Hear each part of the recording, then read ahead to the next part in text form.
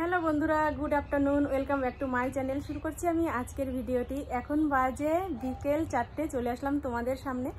সকাল থেকে প্রচুর কাজকর্ম করেছি, এর জন্য আর তোমাদের সামনে আসিনি। ক্যামেরা অন করে কাজ করলে কাজগুলো সম্পূর্ণ করতে পারতাম না, এর জন্যই আর আসা হয়নি। যাই হোক, তোমাদের কাছে প্রথমেই সরি চেয়ে নিচ্ছি এত লেট করে তোমাদের সামনে আসার জন্য। কি কি কাজ করেছি চলো সেগুলো একটু তোমাদের দেখিয়ে দিই। আর আজকে এত কাজের আয়োজন কেন, মানে এত কাজ করতে হয়েছে কেন, সেটাও তোমাদের বলবো। তা কি কি করেছি সেটা একটু বলি, তারপরে বলছি। দেখতে থাকো ভিডিওটা, সব কিছু জানতে পারবে। সকাল 6টার সময় ঘুম থেকে উঠেছি। উঠে প্রথমেই বিছানাটা পরিষ্কার করে নিয়েছি, মানে বেডশিটটা পাল্টে নিয়েছি। এই যে সাদা কালারের বালিশের কাভারগুলো দেখছো, এই কালারেরই একটা বেডশিট ছিল পাতা, সেটা পাল্টিয়ে এটা পেতে নিলাম। কেননা সাদা কালার তো একটু নোংরা হয়ে গেছে, বাজে লাগছিল দেখতে, তাই এটা পেতে নিয়েছি। আর আজকে ঘর লেপেছি। ঘর লেপতেই মেন বেশি টাইম লেগে গেছে, কেননা মাটির ঘর যেহেতু অনেক টাইম লাগে ঘর লেপতে। পুরো এই ঘর দিয়ে বারান্দা দিয়ে সব কিছু লেপে নিয়েছি। আর উঠোনেও আজকে ছড়া দিয়েছিলাম, উঠোনটাও সুন্দর করে ঝাড় দিয়েছিলাম সকালবেলা। আর এদিকে আলনাটা সুন্দর করে গুছিয়ে নিয়েছি। প্রচুর জামা কাপড় ওলট পালট করা ছিল, সেগুলো একটু সুন্দর করে ভাঁজ করে নিয়েছি। আর আমার ছেলে তো এদিকে ওর টেবিলটা আজকে একটু গুছিয়েছে। কি গুছিয়েছে আমি অবশ্য সেটা দেখিনি, হয়তো এর ভেতরেই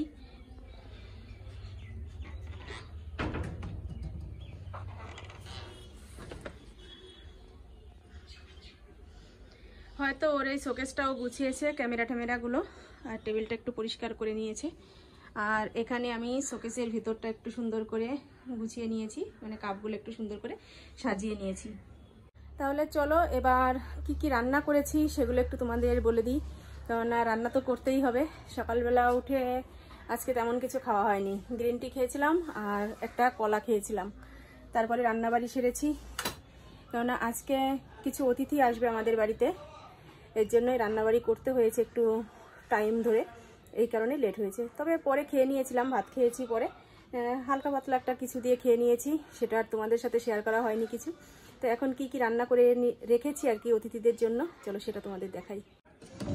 সব কিছু তো কমপ্লিট হয়ে গেছে, রান্না করেছি। এখানে এই যে করে নিয়েছি চিকেনের ঝোল, একদম শুকনো শুকনো করে সুন্দর করে রান্না করেছি। এখানে করেছি বাটা মাছের সর্ষে পাতুরি।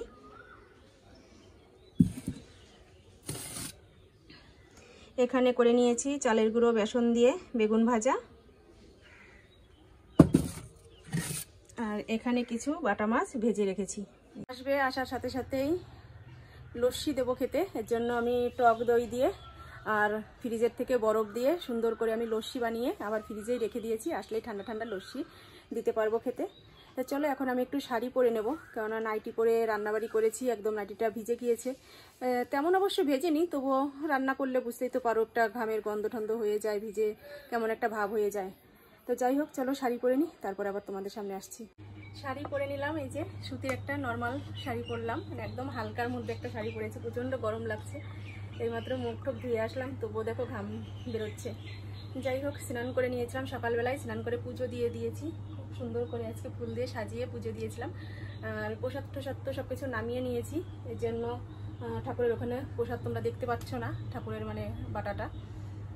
তো চলো এখন একটু শসা কাটবো, মানে স্যালাডের জন্য কেটে রেডি করে রাখি, তারপরে আবার কথা হবে তোমাদের সাথে। অতিথিরা চলে এসেছে আমাদের বাড়িতে। প্রথমে তো বাড়ি চিনতে পারেনি, কারণ আগে কোনোদিন আসেনি, এর জন্য চিনতেও পারার কথা না। ফোন করেছিল, আমি রাস্তায় গিয়েছিলাম এগিয়ে নিয়ে আসতে, কিন্তু দুঃখের বিষয় সেটা আর তোমাদের সামনে মানে তুলে ধরা হয়নি, ভিডিও করা হয়নি। তাই সকালবেলা বাড়ি থেকে বেরিয়েছে, অনেকটা দূরের রাস্তা, তাই আমি একটু ঠান্ডার ব্যবস্থা করেছি, সেটাই দিলাম খেতে। আর এটা হচ্ছে আমার বোনের বর, মানে আমার পিসির মেয়ের জামাই। তা আমাদের সম্পর্কে ভগ্নিপতি হয়, আর ভগ্নিপতির সাথে কয়েকজন বন্ধু এসেছে। তা সবাইকেই যতটা সম্ভব আমার সাধ্য অনুযায়ী আমি যত্ন করার চেষ্টা করছি। আর বাবা দোকানে ছিল, বাবাকে খবর দিয়ে আনা হলো, বাবাও এসেছে, কথা বলছে, কেননা বাবাও আগে কোনো দিন দেখেনি তার এই ভাগ্নি জামাইকে। দেখলো, পরিচয় করছে, কথা বলছে, আর যারা এসেছে তাদের সাথেও কথাবার্তা বলছে। তা আমি চা মিষ্টির ব্যবস্থা করেছিলাম, সেটাও দিয়েছি, কিন্তু সেটা আর ক্যামেরায় বন্দি করা হয়নি, তোমাদের দেখাতে পারিনি। সকালবেলা বেরিয়েছে আর এসেছে আমাদের বাড়িতে সন্ধ্যার একটু আগে এসেছিল রানাঘাটে বিশেষ একটা কাজে, সেই কাজটা সম্পূর্ণ করে তারপরে এসেছে আমাদের বাড়িতে। তো আমি খাওয়া দাওয়ার ব্যবস্থা করেছি, কেননা অনেকটা রাস্তা তো, সেই সকালে বেরিয়েছে, খাওয়া দাওয়া করে বেরিয়েছে অবশ্য ঠিকই, কিন্তু তবুও খিদে পেয়ে যাওয়ারই কথা। তাই যে খাবারের ব্যবস্থা করেছি এখানে টেবিলে দিয়ে দিয়েছি, আর ঘরে সবাই রয়েছে। আমার ওই ভগ্নিপতি আমার কাকাদের ঘরে গিয়েছে মানে দেখা করতে, কোনো দিন আসেনি, যেহেতু সবার সাথেই তো পরিচয় করতে হবে, আবার থাকবেও না, চলে যাবে, তাই দেখা করতে গিয়েছে। আর আসলে তারপরে খেতে বসবে, সবাই বসে রয়েছে। তো আমি সব কিছু দিয়ে দিলাম, এই যে সবাই এসে বসেও পড়েছে খেতে, খাওয়া দাওয়া করেই বেরিয়ে যাবে, একটু ব্যস্তও রয়েছে কেননা রাত হয়ে যাচ্ছে। তোমাদের সামনে আর এই যে দেখো সকালবেলায় একদম স্পেশাল খাবার তৈরি করে নিচ্ছি, লুচি করছি সকালের ব্রেকফাস্টের জন্য। আর গতকালকের তো মাংস রয়েছে ফ্রিজে, মাংসটা বের করব গরম করে, তারপরে মাংস লুচি সকালবেলার খাওয়া দাওয়া হবে। আর আমার ভাইজি এসেছে, দেখো কি করছে। তোমরা কি এরকম ওর মতন একটা কাজ করো? দেখো একটা ক্যাডবেরি দেখো পুরো একদম চাটনি বানিয়ে ফেলেছে, ওটাকে মানে চটকিয়ে এখন এক সাইড দিয়ে আমার ছেলে। কে গলিয়েছে? এমনি গলে গেছে। আচ্ছা, তাই সেটাই এখন নিজে খাচ্ছে। চলো আমি লুচিগুলো ভেজে নিই, তারপরে আবার খাওয়া দাওয়ার সময় তোমাদের সাথে দেখা হবে, কথা হবে। ঘুম থেকে উঠেছি সকাল 6টার সময়, একটা ফোন এসেছিল, সেই ফোন পেয়ে ঘুম থেকে উঠেছি। আমার যে মাসি মারা গেছে বলেছিলাম, সেই মাসির মানে ছেলে, ওই দাদা ফোন করেছিল, নিমন্ত্রণ করলো। আগে একদিন এসেছে, এসে আমাদের বাড়ি খুঁজে পায়নি, তারপর চলে গেছে বাড়িতে। তাই আজকে আবার নিমন্ত্রণ করলো, দেখা যাক, যদি যাই তাহলে তোমরা দেখতেই পারবে, জানতেই পারবে। আর না যাওয়ার সম্ভাবনাটাই বেশি রয়েছে। যাই হোক, সেটা পরের কথা পরে নয় বলা যাবে। চলো লুচি ভেজে নিই, তারপরে কথা হবে। লুচি ভাজা হয়ে গেছে, আর এই যে আমরা নিয়েও নিয়েছি, বাবার জন্য তুলে রাখলাম আর আমার আর ছেলের জন্য নিয়ে নিয়েছি। তো চলো খেয়ে নিই। আর এই যে কালকের মাংস ছিল একটু, সেটুকুই নিয়ে নিলাম, অল্পই ছিল, খুব বেশি নেই। খাওয়া দাওয়া করে নিয়ে মাথায় একটু তেল দিলাম, প্রচণ্ড মাথা যন্ত্রণা করছিল।